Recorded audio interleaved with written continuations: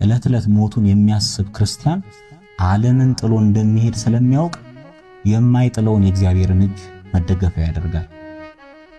የተዘክሮተ ሞት ልቦና ያለው ክርስቲያን ሀብቱን፣ ንብረቱን፣ ገንዘቡን ጥሎ እንደሚሄድ ስለሚያውቅ የማይጠፋ ሀብት፣ የማይጥለው ገንዘብ፣ የማይከዳው ንብረት እግዚአብሔርን መጠጊያ ያደርጋል።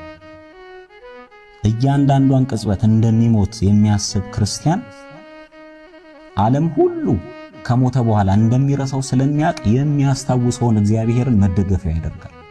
ለዚህ ነው ቅዱስ ዮሐንስ አፈወርቅ